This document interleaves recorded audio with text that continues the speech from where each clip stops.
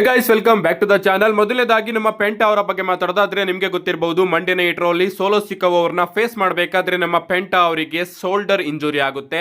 And ಈಗ ಆ ಒಂದು ಇಂಜುರಿ ನಿಜ ಅಂತಾನೆ ಹೇಳ್ಬಹುದು. ಅಂಡ್ ಅದರ ಕುರಿತಾಗಿ ನಮ್ಮ ಪೆಂಟ ಅವರು ಒಂದು ಟ್ವೀಟ್ ನ ಮಾಡ್ತಾ ಎಲ್ಲರಿಗೂ ಕೂಡ ಥ್ಯಾಂಕ್ಸ್ ನ ತಿಳಿಸಿದ್ದಾರೆ. ಅವ್ರು ಹೇಳ್ತಾರೆ, ನಿಜವಾಗ್ಲೂ ಆ ಒಂದು ಇಂಜುರಿ ನನ್ನ ಬಾಡಿ ಆಗಿ ನನ್ನ ಸ್ಪಿರಿಟ್ ನ ಟೆಸ್ಟ್ ಮಾಡ್ತಾ ಇದೆ. ಅಂಡ್ ಆದಷ್ಟು ಬೇಗ ನಾನು ಮತ್ತೊಮ್ಮೆ ಬರ್ತೀನಿ, ಯಾಕಂದ್ರೆ ಇಲ್ಲಿ ನನಗೆ ಬರೆಯೋದಕ್ಕೆ ತುಂಬಾನೇ ಚಾಪ್ಟರ್ಸ್ ಗಳಿದೆ ಅಂತ ನಮ್ಮ ಪೆಂಟ ಅವರು ಹೇಳಿ, ಯಾರ್ಯಾರು ನನಗೆ ಸಪೋರ್ಟ್ ಮಾಡ್ತಾ ಇದ್ದೀರೋ ಅವರೆಲ್ಲರಿಗೂ ಕೂಡ ತುಂಬಾನೇ ದೊಡ್ಡ ಧನ್ಯವಾದಗಳು, ನಾನು ಬೇಗ ಬಂದೇ ಬರ್ತೀನಿ ಅಂತ ಒಂದು ಆಶ್ವಾಸನೆಯನ್ನ ನೀಡಿದ್ದಾರೆ.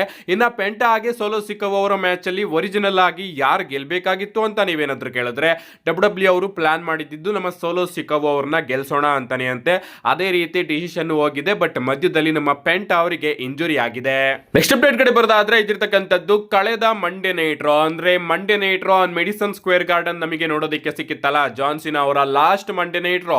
ಆ ಒಂದು ಮಂಡೇ ನೈಟ್ ರಾ ರೇಟಿಂಗ್ಸ್ ನ ನೆಟ್ಫ್ಲಿಕ್ಸ್ ಅವರು ರಿವೀಲ್ ಮಾಡಿದ್ದಾರೆ. ಆ ಒಂದು ಮಂಡೇ ನೈಟ್ ರಾ ರೇಟಿಂಗ್ಸ್ ನೆಟ್ಫ್ಲಿಕ್ಸ್ ಅಲ್ಲಿ 3.1 ಮಿಲಿಯನ್ ಬಂದಿತ್ತಂತೆ. ಸೊ ಇದನ್ನ ನೆಟ್ಫ್ಲಿಕ್ಸ್ ಅವರೇ ಅಫಿಷಿಯಲ್ ಆಗಿ ಕನ್ಫರ್ಮ್ ಮಾಡಿರೋ ಪ್ರಕಾರ ರಸಲ್ ಮೇನಿಯಾ 42 ಆದ ನಂತರ ಬಂದಂತಹ ಮಂಡೇ ನೈಟ್ ರಾಗಿಂತ ಈ ಒಂದು ಮಂಡೇ ನೈಟ್ ರಾ ಜಾಸ್ತಿ ರೇಟಿಂಗ್ ನ ಪಡ್ಕೊಂಡಿದೆಯಂತೆ. ಅಂಡ್ ಅದ್ರ ಮಧ್ಯೆ ಬಂದಿದ್ದೆಲ್ಲದೂ ಕೂಡ 2 ಮಿಲಿಯನ್ ಹಾಗೆ ಹೀಗೆ ಬಂದಿರಬಹುದು. ಸೊ ರಸಲ್ ಮೇನಿಯಾ 42 ಆದ್ಮೇಲೆ ಬಂದಂತಹ ಮಂಡೇ ನೈಟ್ ರಾ ನಂತರ 3.1 ಮಿಲಿಯನ್ ಬಂದಿರತಕ್ಕಂತಹ ಮಂಡೇ ನೈಟ್ ರಾ ಇದಾಗಿದೆಯಂತೆ. ಸೊ ನೆಟ್ಫ್ಲಿಕ್ಸ್ಗೂ ಕೂಡ ಸಿಕ್ಕಾಪಟ್ಟೆ ಖುಷಿ ಆಗಿರುತ್ತೆ, ಫೈನಲಿ ಟ್ರಿಪಲ್ ಎಚ್ ಅವರು ಇಂಥ ಅದ್ಭುತವಾದ ಶೋನ ಬುಕ್ ಮಾಡಿದ್ರಲ್ಲ ಅಂತ. ಬಟ್ ಮುಂದೆ ಸರ್ವೈವರ್ ಸೀರೀಸ್ ವಾರ್ ಗೇಮ್ ಮುಗಿದ್ಮೇಲೆ ಎಲ್ಲದೂ ಕೂಡ ಮತ್ತೆ ನಾರ್ಮಲ್ ಆಗುತ್ತೆ ಅಂತ ಅವ್ರಿಗೆ ಯಾರು ಹೇಳ್ತಾರೋ ನನಗಂತೂ ಅರ್ಥ ಆಗ್ತಿಲ್ಲ. ನೆಕ್ಸ್ಟ್ ಅಪ್ಡೇಟ್ ಕಡೆ ಬರೋದಾದ್ರೆ ಇದಿರ್ತಕ್ಕಂಥದ್ದು ಸರ್ವೈವರ್ ಸೀರೀಸ್ ವಾರ್ ಗೇಮ್ ನ ಸ್ಟೇಜ್ ಬಗ್ಗೆ. ಸ್ಟೇಜ್ ಲೀಕ್ ನ ನೀವು ಇಲ್ಲಿ ನೋಡ್ತಾ ಇರಬಹುದು. ಡಬ್ಲ್ಯೂ ಅವರು ಎಲ್ಲಾ ರೀತಿಯ ಸಿದ್ಧತೆಗಳನ್ನ ಮಾಡ್ಕೊಂಡಿದ್ದಾರೆ. ರಿಂಗ್ ಸೈಡ್ ಸೀಟ್ ಗಳನ್ನ ಹಾಕ್ಬೇಕು ಅಷ್ಟೇ. ಸೊ ರಿಂಗು ಕೂಡ ರೆಡಿ ಆಗಿದೆ, ಕೇಜ್ ಕೂಡ ರೆಡಿ ಆಗಿದೆ, ಮೇಲ್ಗಡೆ ಸ್ಟ್ರಕ್ಚರ್ ಕೂಡ ಡಬ್ಲ್ಯೂ ಅವರು ರೆಡಿ ಮಾಡಿ ಇಟ್ಕೊಂಡಿದ್ದಾರೆ. ಸ್ಟೇಜ್ ಬಗ್ಗೆ ಮಾತಾಡೋದಾದ್ರೆ ಸ್ಟೇಜ್ ನಾರ್ಮಲ್ ಆಗಿ ಚಿಕ್ಕದಾಗೆ ಇರುತ್ತೆ ಅಂತಾನೆ ಹೇಳ್ಬಹುದು. ಅಂಡ್ ಸೂಪರ್ ಸ್ಟಾರ್ಸ್ ಗಳು ನಾರ್ಮಲ್ ಆಗಿ ಎಂಟ್ರಿನ ಕೊಡ್ತಾರೆ. ಬಟ್ ಈ ಬಾರಿ ಇಂಟ್ರೆಸ್ಟಿಂಗ್ ಆಗಿರೋದೇನಪ್ಪಾ ಅಂದ್ರೆ ಇದು open stadium. So open stadium ಅಲ್ಲಿ ನಮಗೆ ಈ ಬಾರಿಯ ವಾರ್ ಗೇಮ್ ನೋಡೋದಕ್ಕೆ ಸಿಗ್ತಾ ಇದೆ. ಅಂಡ್ ಅದಕ್ಕೋಸ್ಕರ ನಾನಂತೂ ಸಿಕ್ಕಾಪಟ್ಟೆ ಕಾಯ್ತಾ ಇದ್ದೀನಿ. ಸೊ ಓಪನ್ ಸ್ಟೇಡಿಯಂ ಆಗಿರೋದ್ರಿಂದ ಅದ್ರ ಮಜಾನೇ ಬೇರೆ ಇರುತ್ತೆ. ನೋಡೋಣ ಗಾಯ್ಸ್, ಈ ಬಾರಿ ಸರ್ವೈವರ್ ಸೀರೀಸ್ ವಾರ್ ಗೇಮ್ ನ ಡಬ್ಲ್ಯೂ ಅವರು ಯಾವ ರೀತಿ ಬುಕ್ ಮಾಡ್ತಾರೆ ಅಂತ.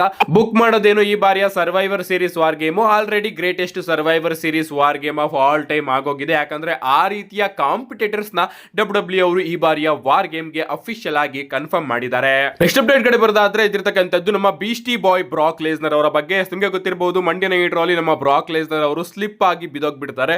ಲಿಟರಲಿ ಆ ಒಂದು ವಿಡಿಯೋ ಮಾತ್ರ ಇಂಟರ್ನೆಟ್ ಅಲ್ಲಿ ಸಿಕ್ಕಾಪಟ್ಟೆ ವೈರಲ್ ಆಗ್ತಾ ಇದೆ. ಅವರು ತನ್ನ ಸ್ಟೈಲ್ ನ ಹೊಡೆಯೋದಕ್ಕೆ ಜಾಸ್ತಿ ಫೋರ್ಸ್ ನ ಹಾಕ್ತಾರೆ ಅಂಡ್ ಅದರಿಂದ ಅವರು ಸ್ಲಿಪ್ ಆಗ್ತಾರೆ ಅಂತಾನೆ ಹೇಳ್ಬಹುದು. ಸ್ಲಿಪ್ ಆದ್ಮೇಲೆ ಹಂಗೆ ರೋಲ್ ಅಪ್ ಆಗ್ತಾರೆ, ಬಟ್ ಅಲ್ಲಿ ಅವ್ರಿಗೂ ಕೂಡ ತನ್ನ ನಗುನ ಕಂಟ್ರೋಲ್ ಮಾಡ್ಕೊಳ್ಳೋದಕ್ಕೆ ಆಗೋದಿಲ್ಲ. ಸೀದಾ ಹೋಗಿ ಬ್ರಾನ್ ಬ್ರೇಕರ್ ಅವರ ತಲೆ ಮೇಲೆ ಟೋಪಿನೂ ಕೂಡ ಹಾಕ್ತಾರೆ ಅಂತಾನೆ ಹೇಳ್ಬಹುದು. ಹಿಂದೆ ನಮ್ಮ ಆಸ್ಟನ್ ಥಿಯರಿ ಅವರ ತಲೆ ಮೇಲೂ ಕೂಡ ಅದೇ ರೀತಿ ಟೋಪಿ ಹಾಕಿದ್ರು. ಅಂಡ್ ಈಗ ಬ್ರಾನ್ ಬ್ರೇಕರ್ ಅವರ ತಲೆ ಮೇಲೆ ಟೋಪಿ ಹಾಕಿದ್ದಾರೆ. ಅಂಡ್ ನಮ್ಮ ಬ್ರಾನ್ ಬ್ರೇಕರ್ ಅವರು ಕೂಡ ಅಲ್ಲಿ ನಗಾಡ್ತಾ ಇರ್ತಾರೆ ಅಂತಾನೆ ಹೇಳ್ಬಹುದು. ಇಷ್ಟೇ ಅಲ್ಲ, ಮಂಡ್ಯ ನೈಟ್ ರಾ ಮುಗಿದ್ಮೇಲೆ ನಮ್ಮ ಬ್ರಾಕ್ ಲೆಸ್ನರ್ ಅವರು ಹೇಳ್ತಾ ಇದ್ದಾರೆ, ನೋಡು ಇದೇ ಜಾಗದಲ್ಲಿ ನಾನು ಸ್ಲಿಪ್ ಆಗಿ ಬಿದ್ದಿದ್ದು ಅಂತ. ಅಂಡ್ ಎಲ್ಲರೂ ಕೂಡ ಆ ಒಂದು ಜಾಗನ ನೋಡ್ಕೋತಾ ಹೋಗ್ತಾ ಇದ್ದಾರೆ ಅಂತಾನೆ ಹೇಳ್ಬಹುದು. ಏನೇ ಆಗ್ಲಿ, ಬ್ರಾಕ್ ಲೆಸ್ನರ್ ಅವರು ಬರೋದು ಬಂದ್ರು ಸೀರಿಯಸ್ ಆಗಿ ಇದ್ದಿದ್ರೆ ಇನ್ನೂ ಕೂಡ ಚೆನ್ನಾಗಿರೋದು. ಬಟ್ ಸ್ಟಾರ್ಟಿಂಗ್ ಅಂತ ಅದ್ಭುತವಾದ ಸ್ಪಾಟ್ ನ ಕೊಟ್ಟಾದ್ಮೇಲೆ ಅವರು ಕೂಡ ಅನ್ಕೊಂಡ್ರು, ಓಕೆ ನಾನು ಎಷ್ಟು ಸೀರಿಯಸ್ ಆದ್ರೂ ಕೂಡ ಇಲ್ಲಿ ಏನು ಕೂಡ ವರ್ಕೌಟ್ ಆಗಲ್ಲ ಅಂತ. ಯಾಕಂದ್ರೆ ಕ್ಯಾಮ್ರಾ ಆಂಗಲ್ ಎಲ್ಲ ಬ್ರಾಕ್ ಲೆಸ್ನರ್ ಅವರ ಮೇಲೆ ಇತ್ತು. ಈ ಕಡೆ ಅಟ್ಲೀಸ್ಟ್ ರಿಂಗ್ ಕಡೆ ಸ್ವಲ್ಪ ಫೋಕಸ್ ಮಾಡಿದ್ರು ಕೂಡ ಚೆನ್ನಾಗಿರೋದು. ಆ ಒಂದು ಸ್ಪಾಟ್ ಮಿಸ್ ಆಗೋದು, ಫ್ಯಾನ್ಸ್ ಗಳ ಕ್ಯಾಮ್ರಾದಲ್ಲಿ ಅದು ಸರಿ ಆಗೋದು. ಬಟ್ ಎಲ್ಲರೂ ಕೂಡ ಬ್ರಾಕ್ ಲೆಸ್ನರ್ ಅವ್ರನ್ನೇ ತೋರಿಸ್ತಾ ಇದ್ರು. ಅಂಡ್ ಆ ಒಂದು ಟೈಮಲ್ಲೇ ಈ ರೀತಿ ಆಗಿದ್ದು ಬ್ರಾಕ್ ಲೆಸ್ನರ್ ಅವ್ರಿಗೂ ಕೂಡ ಇನ್ನು ನಾನೆಷ್ಟು ಸೀರಿಯಸ್ ಆಗಿದ್ರೆ ಏನು ಪ್ರಯೋಜನ ಅಂತ ಅವರು ಕೂಡ ತನ್ನ ಕ್ಯಾರೆಕ್ಟರ್ ನ ಬ್ರೇಕ್ ಮಾಡಿದ್ದಾರೆ. ನಮ್ಮ ನೆಕ್ಸ್ಟ್ ಅಂಡ್ ಫೈನಲ್ ಅಪ್ಡೇಟ್ ಕಡೆ ಬರೋದಾದ್ರೆ ಇದಿರ್ತಕ್ಕಂಥದ್ದು ಟ್ರೈಬಲ್ ಚೀಫ್ ರೋಮನ್ ರೈನ್ಸ್ ಅವರ ಬಗ್ಗೆ. ನಿನ್ನೆ ಮಂಡ್ಯ ನೈಟ್ ರಲ್ಲಿ ನಮ್ಮ ರೋಮನ್ ರೈನ್ಸ್ ಅವರು ಒಂದು ವಿಚಾರನಂತೂ ಕನ್ಫರ್ಮ್ ಮಾಡ್ತಾರೆ, ನಾನು ಮತ್ತೊಮ್ಮೆ ಚಾಂಪಿಯನ್ಶಿಪ್ ನ ಗೆಲ್ಕೋತೀನಿ ಅಂತ.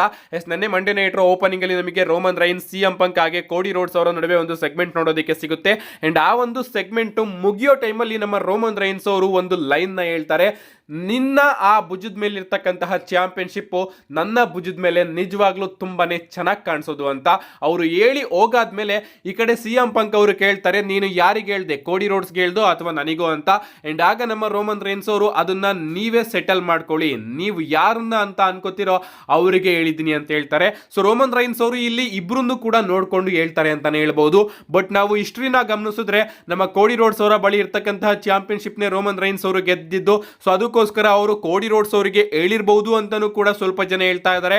ಅಷ್ಟೇ ಅಲ್ಲ, ರೋಮನ್ ರೈನ್ಸ್ ಅವರಿಗೆ ವರ್ಲ್ಡ್ ಹೆವಿ ವೇಟ್ ಚಾಂಪಿಯನ್ಶಿಪ್ ಮೇಲೂ ಕೂಡ ಕಣ್ಣಿತ್ತು. ಸ್ಟಾರ್ಟಿಂಗ್ ರೋಮನ್ ರೈನ್ಸ್ ಅವರ ಕೈಯಲ್ಲಿ ಡಬ್ಲ್ಯೂ ಅನ್ಡಿಸ್ಪ್ಯೂಟೆಡ್ ಯೂನಿವರ್ಸಲ್ ಚಾಂಪಿಯನ್ಶಿಪ್ ಇತ್ತಲ್ಲ, ಅದಕ್ಕೋಸ್ಕರ ಡಬ್ಲ್ಯೂ ಅವರು ಸ್ಮ್ಯಾಕ್ ಡೌನ್ ನಲ್ಲೇ ಇರ್ತಾರೆ. ಮಂಡ್ಯ ನೈಟ್ ರಾಗೆ ಹೊಸ ಚಾಂಪಿಯನ್ಶಿಪ್ ನ ಅಗತ್ಯತೆ ಬೇಕು ಅಂತ ವರ್ಲ್ಡ್ ಹೆವಿ ವೇಟ್ ಚಾಂಪಿಯನ್ಶಿಪ್ ನ ತಗೊಂಡು ಬಂದ್ರು.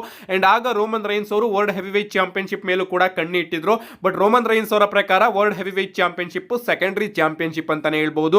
ಸೊ ರೋಮನ್ ರೈನ್ಸ್ ಅವರು ಪ್ರಾಬಬ್ಲಿ ಈ ಒಂದು ಚಾಂಪಿಯನ್ಶಿಪ್ ನ ನಾನು ಗೆದ್ದೇ ಇಲ್ವಲ್ಲ, ಸೊ ಈ ಒಂದು ಚಾಂಪಿಯನ್ಶಿಪ್ ನ ಗೆಲ್ಲಬೇಕು ಅಂತಾನು ಕೂಡ ಸಿಎಂ ಪಂಕ್ ಅವರಿಗೆ ಹೇಳಿರಬಹುದು.